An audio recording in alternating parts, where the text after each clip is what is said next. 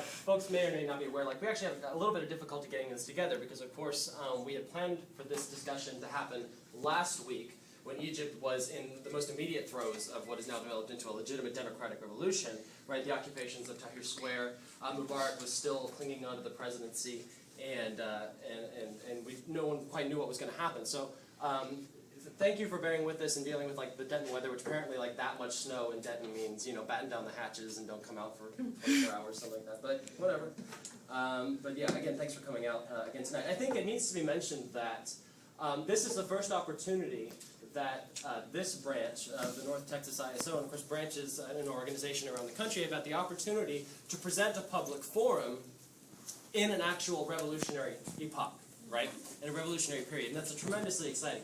And I want to take a few moments to say exactly what that means. Essentially, when a crisis in capitalism reaches such a stage that people begin to reject it, you know, whether consciously or unconsciously or whatever, enough's enough, and they're done, right? And that opens up a revolutionary period. And I think certainly, given recent events in Tunisia, and of course what's happened in Egypt over the past week or so, that's certainly the period that we're in now, right? So revolution is back on the agenda.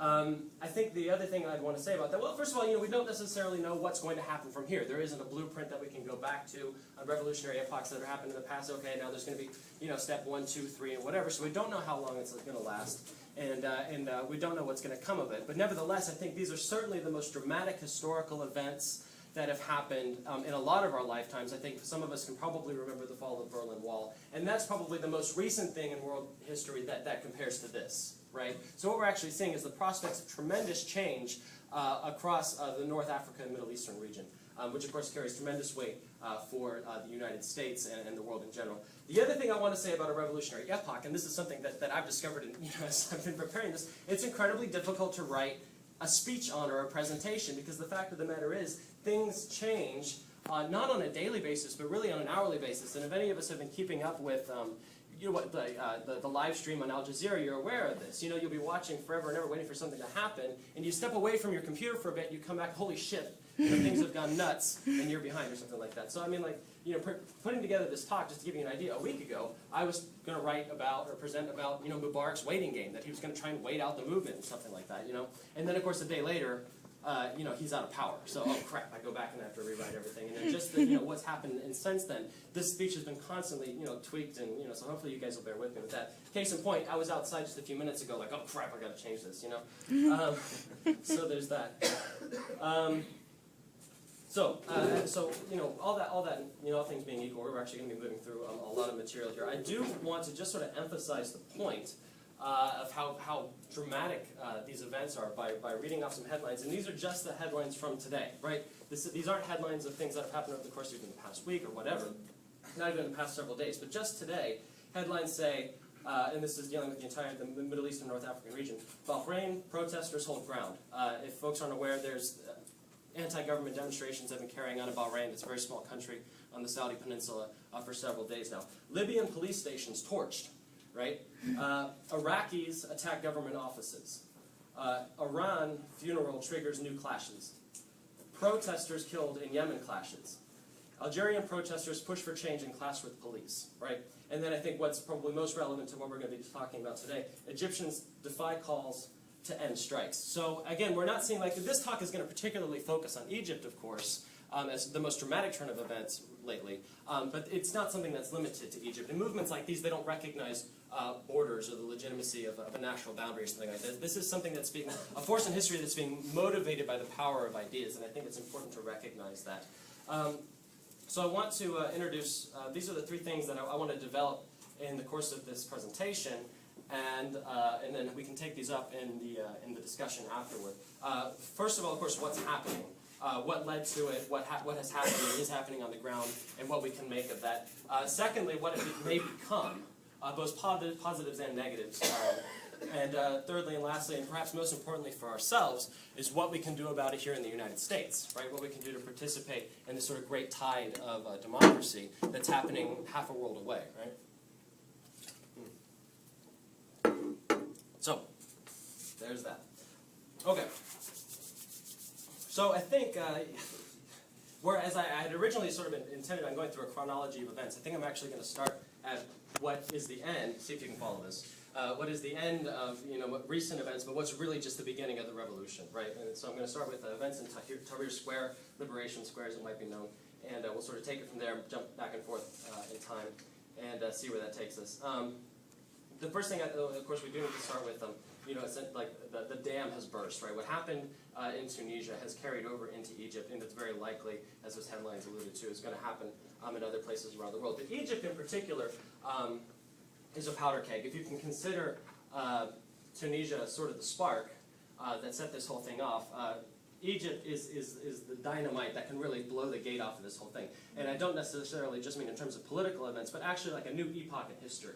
Right, and we'll get into that a little bit more, but this is actually a time of tremendous potential that we're living through right now. Just a few notes on that. Egypt is a highly industrialized, thoroughly neoliberalized society, and therefore one of the more advanced Arab states. It's a major ally of United States imperialism. That's the United States' ability to project itself militarily and economically across the region and the world. So a democratic revolution in Egypt is profoundly significant, and we can't really underscore that enough. So yeah, moving on, just to give folks an idea of what was happening in Tahrir Square, because I think that's when things really started to get underway. And then, yeah. Lenin, the revolutionary leader, the Russian revolutionary leader, had a quote, and it goes something to the effect of this, although I might botch it a little bit. But he referred to revolutions as festivals of the oppressed. That is to say, what is that quote? At no other time are the masses of the people in a position to come forward so actively as creators of a new social order than at a time of revolution. At such times, the people are capable of performing miracles, if judged by the narrow Philistine scale of gradual process. So again, what Lenin is referring to is like in a revolutionary situation, just how dramatic changes can be over a short period of time. But really, it's more than that. And if you look at what was happening in Tahrir Square, there's a few things that really deserve our attention. The first thing I want to bring up are, well, folks are aware that the protests that were happening and the counter-protest attacks, right, the counter-revolutionary attacks and stuff like that. Well, what happened in lieu of that, instead of necessarily being intimidated, as those attacks were intended to do, people started organizing their own security patrols, right, to ensure the safety of the people in Tahrir Square, and even beyond that, to secure Egypt's cultural legacy, because as I'm sure those folks were keeping up in the media, the museum was under threat of fire and so on and so forth. So what you actually have is like a self-conscious activity of people on the ground. They're saying, okay, we need to take care of this right now ourselves, right?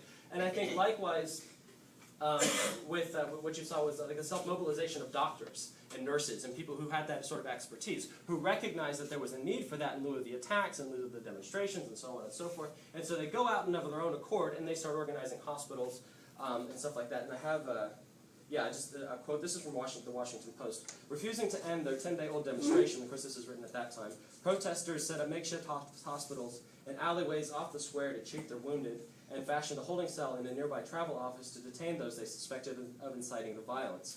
Organizers said they had captured more than 350 thugs of the government among the pro-government demonstrators, some carrying police ID cards, and turned them over to the Egyptian army, right? So again, you're seeing that sort of like self-mobilization. It's just that there's a need, so people are carrying out, fulfilling that need in and of their own accord.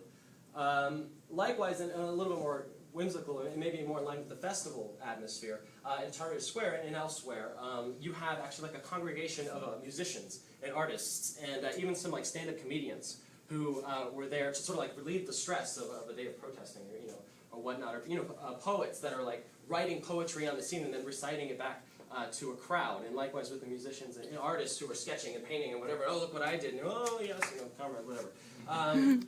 But again, you're seeing that sort of thing. There's actually a really good story that I enjoyed, or anecdote, of an Egyptian novelist, and I have her name here somewhere, but I'm not going to try and find it right now.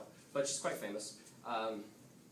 Anyway, she went to Tahrir Square just to see what was going on and participate, just again sort of of her own accord. And she said she couldn't take a step through the square without being stopped by someone who recognized her and wanting to talk about, not like, oh my God, your famous sign this or something like that, but what do you think of what's going on?